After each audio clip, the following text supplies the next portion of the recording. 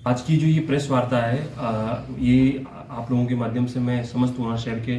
निवासियों के लिए एक महत्वपूर्ण सूचना शेयर करना चाहता हूँ। जैसा कि हमें कुछ दिनों से एक विभिन्न प्रकार की जो है भ्रांतियां या तथ्यहीन खबरें जो है वो चल रही है कि भाई नगर निगम बनने के बाद जो है संपत्ति कर लगा है, हाउस टैक्स जो है, प्रॉपर्टी टैक्स और हाउस टैक्स जो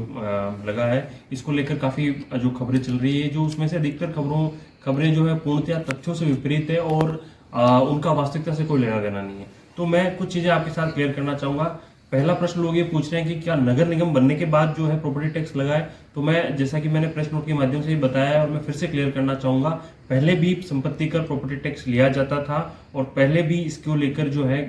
लोगों ने जमा भी करवाए हैं और सबसे वसूली भी होती है। नगर निगम बनने के बाद कोई नया कर नहीं लगा है, केवल जो नगर परिषद का पूर्व वाला इलाका था जिसमें संपत्ति कर पहले से लिया जा रहा था, उसी में बिल जा रहे हैं और चूंकि नगर निगम बन गई है तो अब वो बिल जो है कमिश्नर के साइन से जा रहे हैं। जबकि ये सारी जो संपत्ति कर का निर्धारण, कितनी रेट लगेगी, किस किस मकान पे लगेगी, कौन सी जो बिल्डिंग एग्जम्प्टेड रहेगी और कौन सा जो है पार्ट जो है जिसमें क्या रेट रहेगी, फैक्टर क्या रहेगा, ये सब पूर्व की नगर परिषद द्वारा ऑलरेडी तय कर दिया गया था। तो इसमें पूर्व की नगर परिषद ने 2022 में ही ये सारी जो है कार्यविधि करके यूनिट एरिया मेथड या जो स्क्वायर मीटर से रेट है, पुरानी में जो है अनुमान आधारित था कि किसी ने अपना मकान बता दिया कि मेरा एक मकान कमरे का है तो 30 रुपए 50 रुपए के हिसाब से इस प्रकार से होता था। लेकिन 2023 के बाद टेक्नोलॉजी का यूज करते हुए आप लोगों को पता है कि पूरे शहर में ड्रोन सर्वे करवाया गया और हर एक घर की मैपिंग हुई है, लोगों के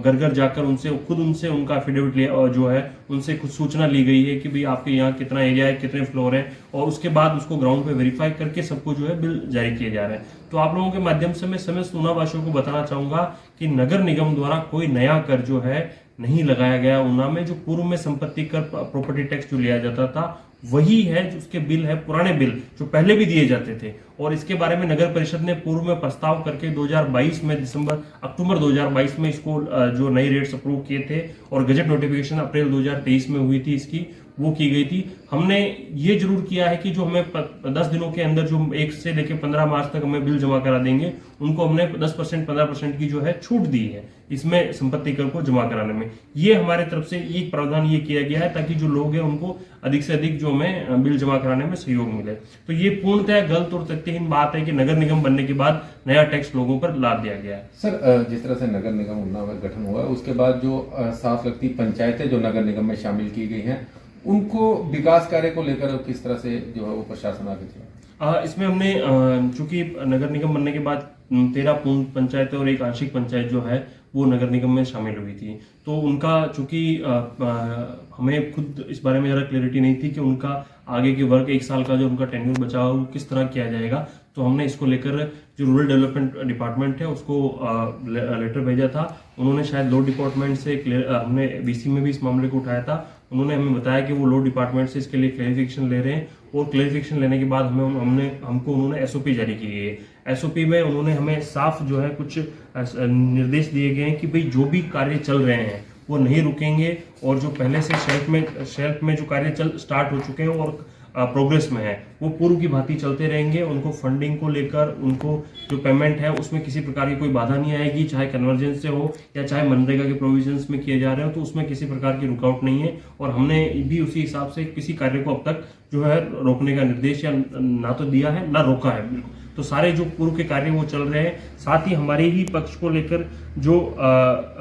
शेल्फ में पिछली शेल्फ में अप्रूव हुए थे लास्ट फाइनेंशियल ईयर की जो शेल्फ बन चुकी है, वही कार्य हैं वही किए जा सकेंगे। उसको लेकर भी हमें जो है निर्देश हमने पंचायतों को सबको दे दिया है। ग्राम सभा भी जो है वो उन एरिया में हो सकेगी, लेकिन इसी एक कंडीशन के साथ कि कोई भी नई शेल्फ अप्रूव नहीं की जाएगी। जो नए एरिया जो है नगर निगम में मर्ज हो चुके हैं उनके लिए कोई नई शेल्फ जो है वो नहीं बनेगी। बेस्ट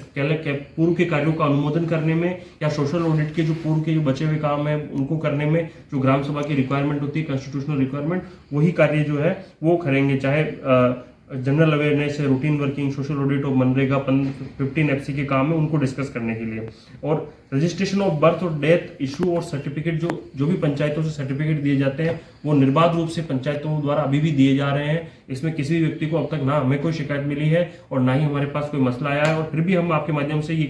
कहना चाहते हैं कि अगर कोई जैसे मैरिज या चाइल्ड बर्थ रजिस्ट्रेशन करना चाहता है तो उसके पास दोनों विकल्प खुले हैं। वो अपनी पंचायत में भी करवा सकता है और नगर निगम में भी आके जो करवा सकता है। और हमें बड़ी खुशी है कि लोगों में जागरूकता है, लोग हमारे पास भी आ रहे हैं और पंचायतों में भी करवा रहे हैं और उनमें किसी प्रकार की कोई जो है दिक्कत नहीं आ रही है।